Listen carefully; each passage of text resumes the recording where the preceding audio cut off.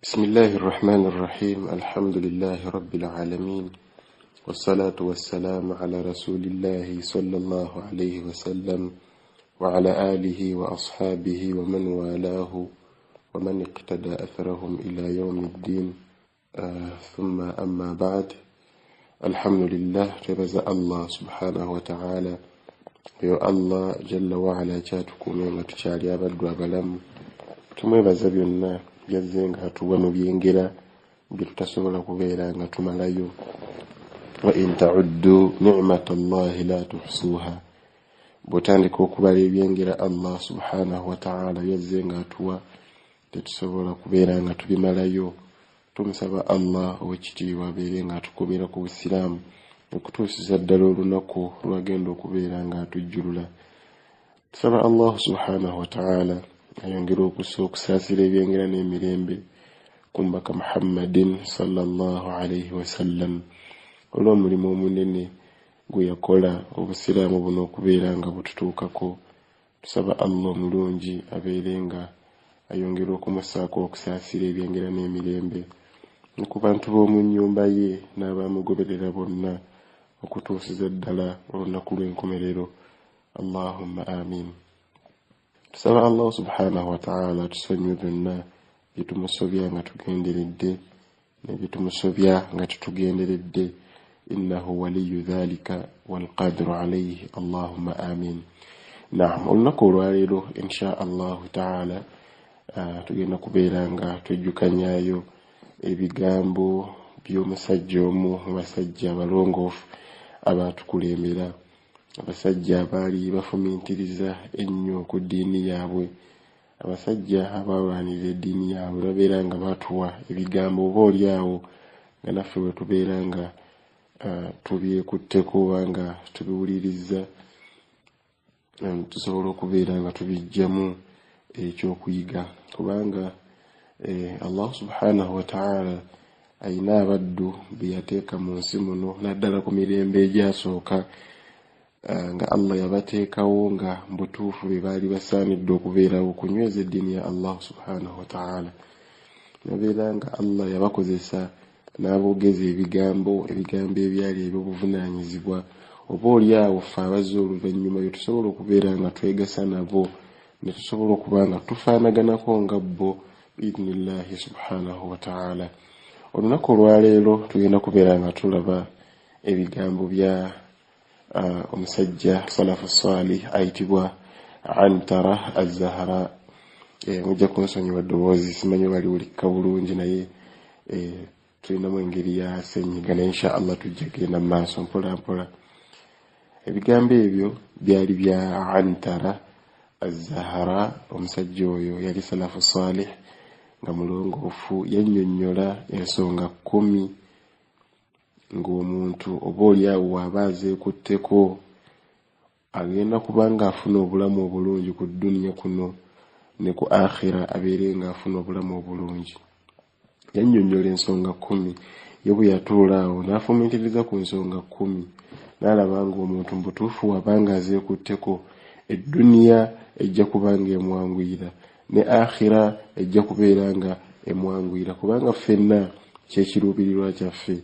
Rabbana atina fi dunya hasana wa fil akhirati hasana wa qina adhaban nar. Yedduwa yetusaba Rabbana atina fi dunya hasana, ay Allah tuwe obulungi ku dduniya kuno, wa fil akhirati hasana, ate ne ku nkomerero beere nga otuwa birungi byereero tuyingize ejjanaayo ey'ekitiibwa.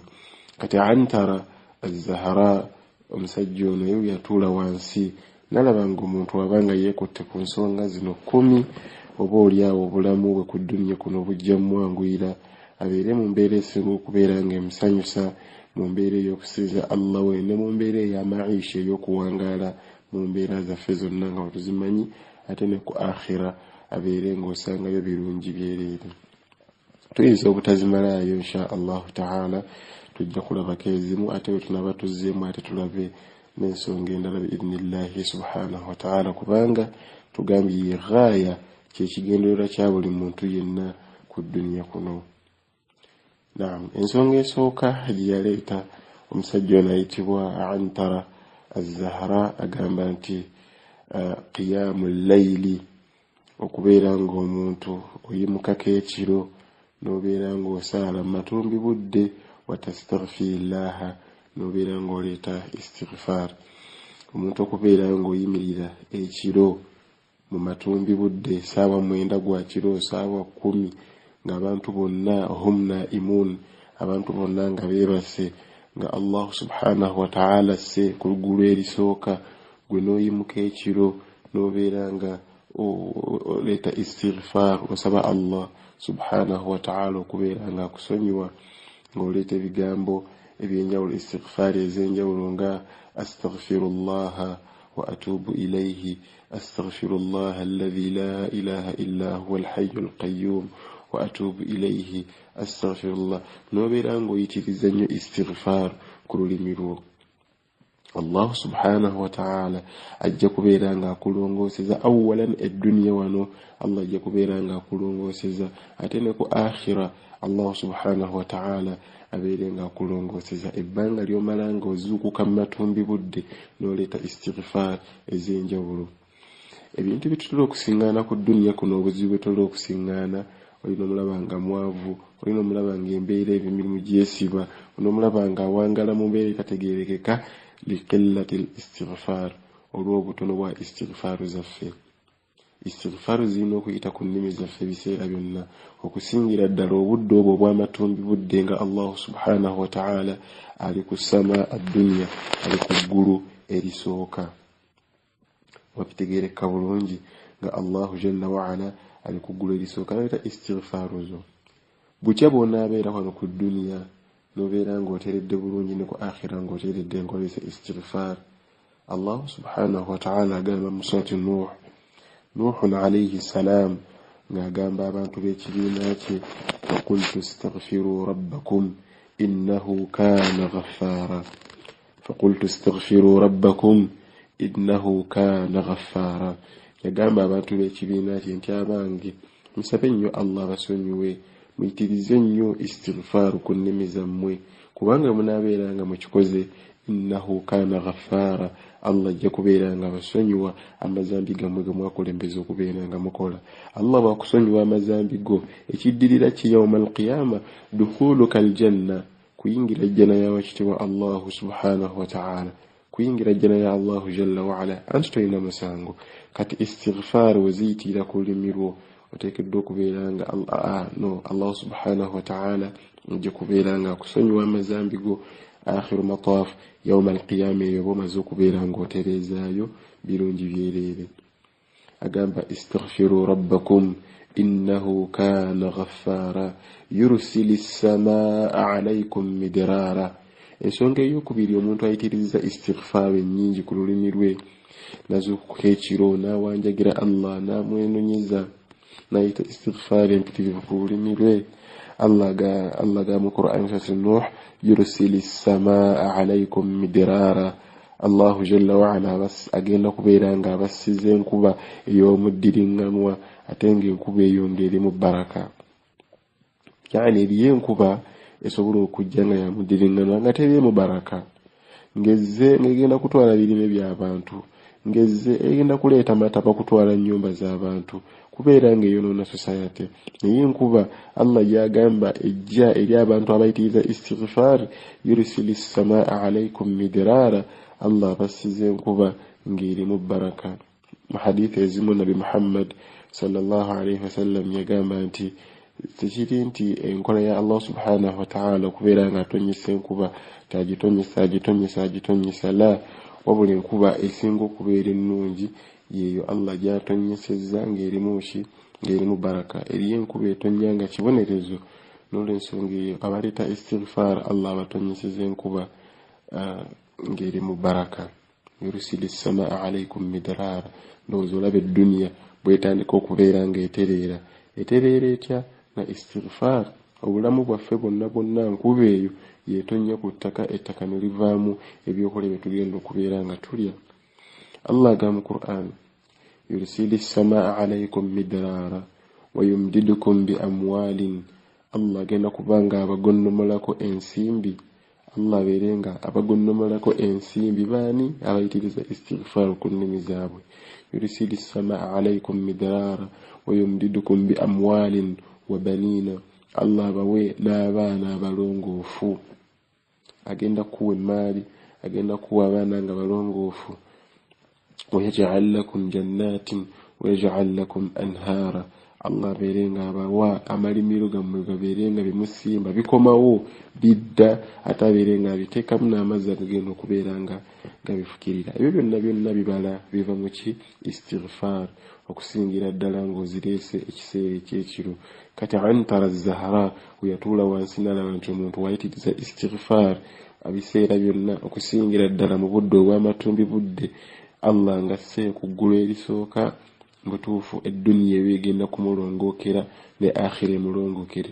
Tulabye Allah byakuwa ng'oyitiriza istighfar ku dduniya ne ku akhira. Kati yenna ayina addiik, obufunda mu nsawo, yenna emirimu gyo nga gyekutte, embeera z'olina tezitegeerekeka, abaana olaba abaana okuza miswaswangule, tunuulira istighfar ziyita mmeka ku lulimi lwo. Ate istighfar eyo gireete nga butuufu efulumira ddala mu bufulumiro bwayo, ate nga eviira ddala ku mutima. So si astaghfirullah beera ng'okyogera mu butuufu bwakyo ate nga kiviira ddala ku ntobo ya mutima gwo ng'osaba Allah kubeera nga akusonyiwa. Astaghfirullah wa hakadha. Nabi Muhammadin sallallahu alayhi wasallam yagamba mu hadithi endala nga tunyonyola ku bulungi bwa istighfar, yagamba nti man ahabba أن تسره صحيفته يوم القيامة فليكثر من الاستغفار.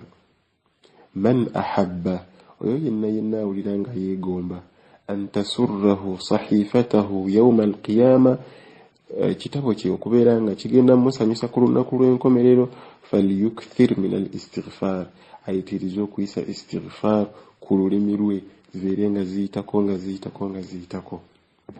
Ekitabo kyo kijja kusanyusa yawma al-qiyama ogenda kubeeyo omazeeyo ne ku dduniya Allah akoze eki akuwadde.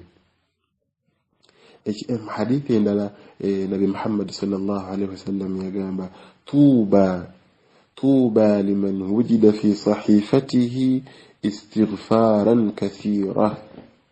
Tuuba Nabi yagamba yeesiimye, agenda kubeera nga yeesiima, ajja kubeera mu muti ogwo guyitibwa tuuba yawma al-qiyama, omuti guli mu jjana. Omuntu agutambula okuva ekisikirizako okuva gye guva mpaka gye guggwa emyaka 40 aaman. Hadithi zibagamba 40 aaman, emyaka 40, bagamba ennaku 40 nga tonnamalako kisiikirize. Allah agenda kuteeka baane mu kisiikirize ekyo ky'omuti ogwo guyitibwa tuuba yawma al-qiyama liman wujida fi sahifatihi istighfaran kathira. Oyagenda okusisinkanibwa mu kitabo kye nga mujjuddemu istighfaru nga mpitirivu nnyo. Tuyitirize istighfaru ku nnimi zaffe, Allah atulongooseze edduniya eno ne ku akhira tubeere nga tusangayo birungi byereere. Antara y'ensonga gy'asoose okubeera nga atuwa. Mu hadithi endala Nabi Muhammad sallallahu alayhi wasallam yagamba inna al-abda la yuhramu min ar-rizqi bidhanbin yusibuhu.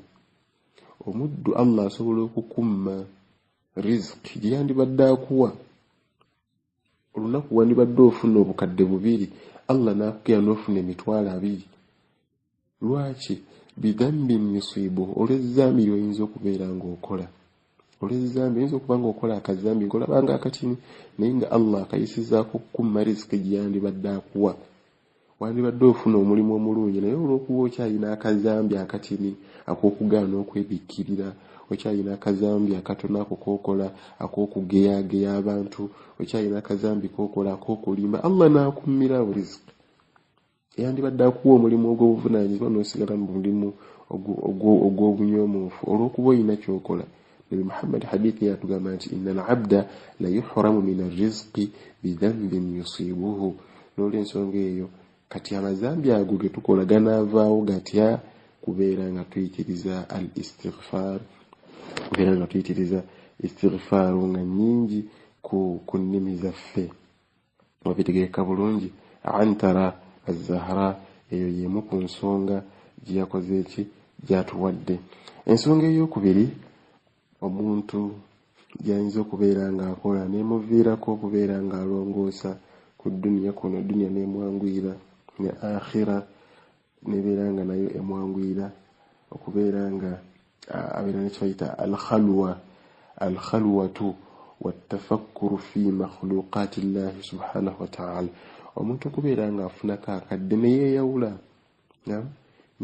n'ofunako owoogenda oba muzikiti ng'omu numalira essaawa zo ng'ensonga ekututteyo okubeera nga weeyawulira gwe ne Allah ow'ekitiibwa, nobeera ng'ofumiitiriza ku bitonde bya Allah subhanahu wa ta'ala, notunuulira eggulu ti Allah jalla wa ala bwe yalitonda bighayri amadin tarawnaha nga terina mpagi eririko, n'ofumiitiriza ku bintu bingi nnyo Allah subhanahu wa ta'ala bye yatonda ku nsi kuno. Kikuwa amaanyi ag'okubeera ng'otegeera man huwa Allah, ani Allah subhanahu wa ta'ala, n'amaanyi ag'okubeera nga omusinza noteeka mu nkola eyo Allah jalla wa ala byayagala, kubanga omutegedde. N'otunuulira enjuba n'ogamba ya salaamu, Allah yatonze enjuba eno, yagiinako obuvunaanyizibwa, yasobola okubeera nga agikola kyonna kyayagala. Allah gamba mu Qur'an mu aya emu, qul ara'aytum in ja'ala Allahu alaykum al-layla sarmadan ila yawm al-qiyamah man ilahun ghayru Allahi atikum bidiya'in. Allah singa asalawo obudde bubeere bwa kiro, lubeerera ani asobola okubukeesa? Ate singa asalawo bubeere bwa misana, lubeerera ani asobola okubuzibya? Teri. Oyo Allah subhanahu wa ta'ala omukyusakyusa wa buli kintu kyonna. Gwe kennyini weetunuulire wavaawa. Bannasayansi batugamba nti twava fi nuqtatin, mu ttondo limu bwe riti, ate ng'ettondo eryo lirimu millions and millions of sperms owulidde, naye ng'ova mu kasipaamu kamu omuntu n'obeera nga ovaamu omuntu afaanagana bwayo. Allah kyavaga mu Qur'an, wa fi anfusikum afala tubsirun. Gwe weetunulira tolaba nti mbutuufu gwani ayinza okujeemera Allah? wa fi anfusikum afala tubsirun. Gwe weeraba n'ofumiikiriza gye wava, amaanyi ogajjawo agagaana okusaala, amaanyi ogajjawo agagaana okwebikkirira, amaanyi ogajjawo agakola bi Allah subhanahu wa ta'ala byayagala. Nas'alullaha tabaraka wa ta'ala assalamata wal afiya. wa fi anfusikum, we weetunuulira gwe amaanyi ogajjawa, wa ma'a dhalika inna lillahi, twava wa Allah, wa inna ilayhi raji'un, obuddiro bwonna tudde eri Allah subhanahu wa ta'ala. Tetulina mafar wa kuddukira walala wonna okujjako eri ye Allah subhanahu wa ta'ala. Ebyo byonna onaabifuna ddi ng'ofunyeewo akaseera k'otuula n'ofumiitiriza ku ebyo. Tubeera ne busy schedules ez'enjawulo, naye ofunayo akadde n'ogamba nti muno obudde bwange ne Allah wange ow'ekitiibwa, n'ofumiitiriza ku bitonde bye, n'omutendereza n'omusuuta. Inna fi khalqi as-samawati wal ard wa ikhtilafi al-layli wan nahar la ayatin li ulil albab. Mu kutondebwa kw'ensi Allah gamba okutonda kw'amagulu omusanvu gonna, n'okukyukakyuka kw'emisana n'ekiro, la ayatin li ulil albab, kabonero kankukunala eri ababaddu abafumiitiriza ku Allah subhanahu wa ta'ala. Kyakuyiga kyamaanyi nnyo abantu abaddaawo ne balowooza ku Allah kye bayigamu mu bintu ebyo, okutondebwa kw'eggulu lyokka n'okulaba ennaku zigenda bukya buziba. Omuntu dhilubbin ayina obwongo obw'omuntu afumiitiriza, ajjamu ekyokuyiga kyamaanyi nnyo. Hasan al-Basri yagamba nti beera ng'omanya muddu gwe, innama anta ayyamun, gwe kennyini gwe ennaku zino ezitambula, kullama mada yawmun mada ba'duk, buli lunaku olugenda naawe ovaako ekitundu. Kati Allah agamba nti omuntu afumiitiriza ebyo byonna, atunuulira ebintu ebyo byonna, kabonero kankukunala eri abantu abo bajjamu ekyokuyiga. Alladhina yadhkuruna Allaha qiyaman wa qu'udan wa ala junubihim. Abaddu abo bamala okufumiitiriza ku ebyo kiki bakola? Yadhkuruna Allaha, basalawo ne batendereza Allah subhanahu wa ta'ala. Qiyaman, oba batudde, oba bayimiridde, wa qu'udan, oba batudde, wa ala junubihim, oba agalamiddeko awo asigala atendereza Allah subhanahu wa ta'ala. Olw'ekyokuyiga kiyajje mu kutondebwa kw'eggulu n'okukyukakyuka kw'ensi. ويتفكرون في خلق السماوات والأرض ربنا ما خلقت هذا باطلا سبحانك فقنا عذاب النار. Bebeera ngagamba ya Allah ebintu bino tobitonze nagalaale twabitonda kuba nti kiki olina ensonga enkulu lwaki obiteekawo. Era ne basaba Allah okubeera nga batasobola jahannam. Antara az-Zahra yatuula wansi yalabanga eyo nsonga nkulu nnyo. Omuntu wabeera nga atudde wansi n'afumiitiriza ku kutonda kwa Allah subhanahu wa ta'ala kwatonzeemu ebitonde byonna ajjamu ekyokuyiga embeera nemuteerera ku dunya kuno kuba buli afumiitiriza ku Allah subhanahu wa ta'ala kyekimutuma okubeera ng'akola kuteeka mu nkola Allah subhanahu wa ta'ala byayagala. Ate bwe tuteeka mu nkola Allah subhanahu wa ta'ala byayagala Allah ng'embeera agitulongooseza ku dunya kuno ne ku akhirate netubeera nga tusisinkana birungi byereere. Allah akulongooseza eddunya eno kasita obeera nga otadde mu nkola ebyo byakola ki ebyo byayagala. Obeera nga tobitadde mu nkola era ogenda kulaba ng'osanga akanyigo ku dunya kuno. waman a'rada an dhikri fa inna lahu ma'ishatan danka wa nahshuruhu yawma alqiyamati a'ma. Omuntu ayeesamba okufumiitiriza ku Allah kubeera nga amutendereza akola byayagala fa inna lahu ma'ishatan danka Allah amussaako obulamu nga bwakanyigo ngayira mu mbeera nga ya mutawaana ku dunya kuno. wa nahshuruhu yawma alqiyamati a'ma yawma alqiyama etuuke ate Allah amuzuukize nga muzibe amubonereze mu mbeera efaanagana bwetyo. Oyo yaani atafudde okufumiitiriza kutonda kwa Allah atafudde okutendereza Allah subhanahu wa ta'ala. Wabula bali bo abatendereza Allah subhanahu wa ta'ala bafumiitiriza ku ebyo Allah subhanahu wa ta'ala abawa obulamu nga buli murih obulamu nga bulungi bonna bujjudde essanyu tebafuna kutabankanyizibwa kwonna mu mbeera zaabwe zonna ez'obulamu.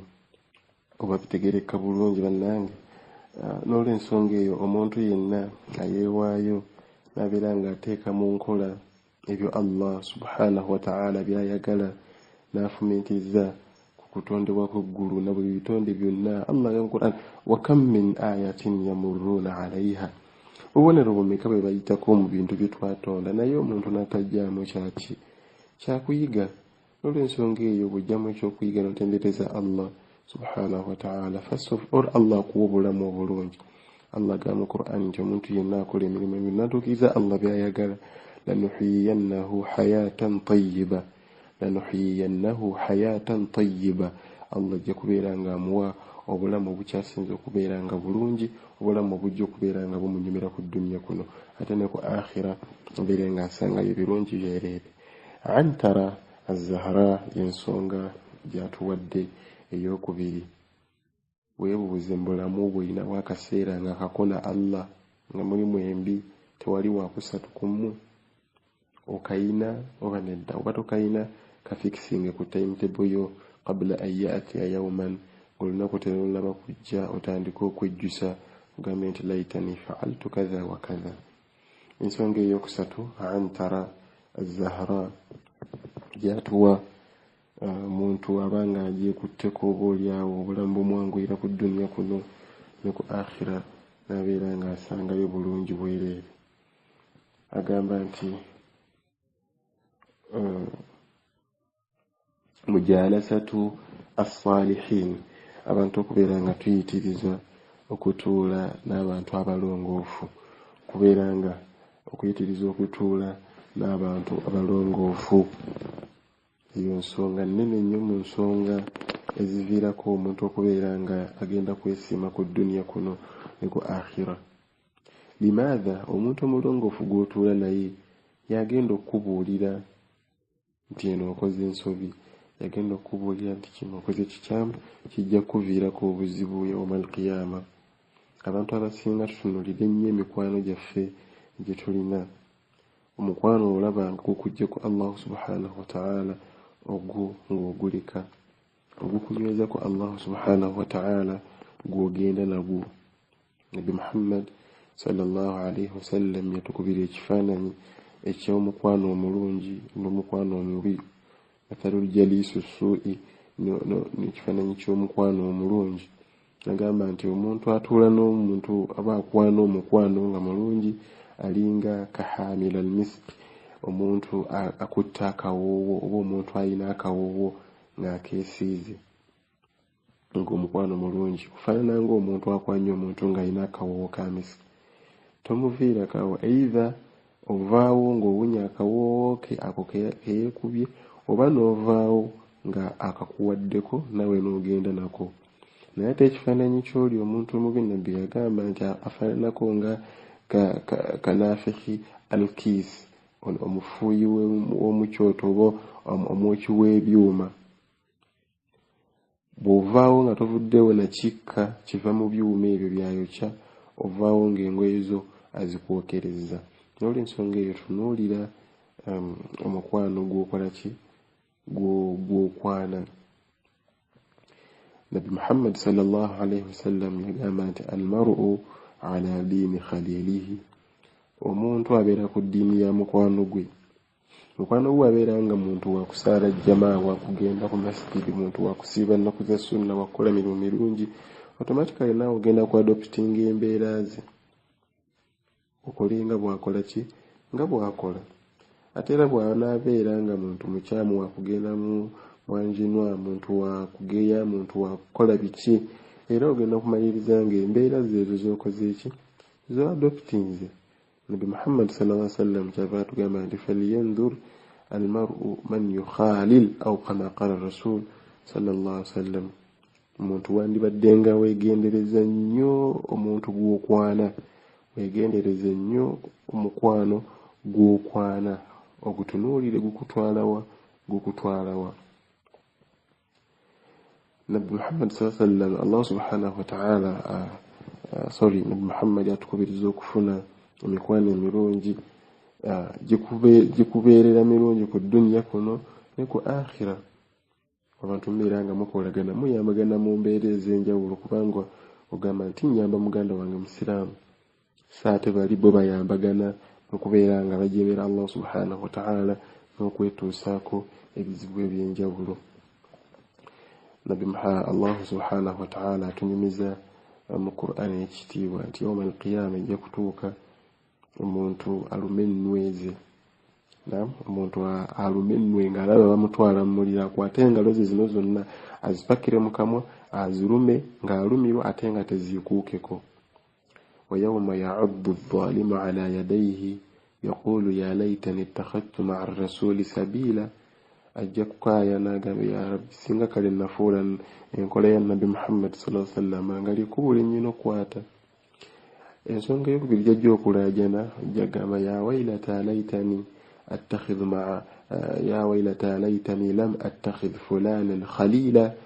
Ajja gamba nga zinsanze, singa saafuula gundi mukwano gwange, kati laba bye yankozesanga, laba gye yantwalanga, laba ebintu bye yaŋŋambanga tukole. Ya waylata laytani lam attakhidh fulanan khalila, singa saafuula gundi mukwano gwange. Laqad adallani 'ani adh-dhikri ba'da idh ja'ani, yanzija kukutendereza Allah subhanahu wa ta'ala, yanzija ku bigambo bya Allah jalla wa ala, awamu n'ekyo nga abawalimu baali babitusomesa. Owulidde? Olw'ensonga eyo omuntu agenda kulaajana nnyo mu mbeera efaanagana bw'etyo. Onaagiwona otya ng'otudde n'abalongoofu abagenda okusomesa obusiraamu bwo, abagenda okubeera nga bakubuulira ebintu ebikwatagana n'owekitiibwa Allah tabaraka wa ta'ala. N'olw'ensonga eyo, nze ensonga kasooke tulabeko ezo ssatu olwakadde nti katukutta ate tulina obuvunaanyizibwa obulala. Insha Allah tunaba tufunye akaseera akalala ate tujja kulaba ensonga endala omusanvu, oba olyawo Antara Zahra zeyagamba, zeyalambika nga nti omuntu waba azeekutteko edduniya eno ejja mumulongookera ne ku akhira asange ng'oluguudo luweweevu bulungi insha Allah ta'ala. Saba Allah omulungi abeere nga atukwatirako, tubeere nga tuteeka mu nkola ebintu ebyo nga bwe babiteeka mu nkola Allah n'abasiima, naffe tumusaba atukwatireko tubeere nga tubiteeka mu nkola. innahu waliyyu dhalika wal qadiru alayhi. Allahumma amin هذا وبالله التوفيق والسلام عليكم ورحمة الله وبركاته.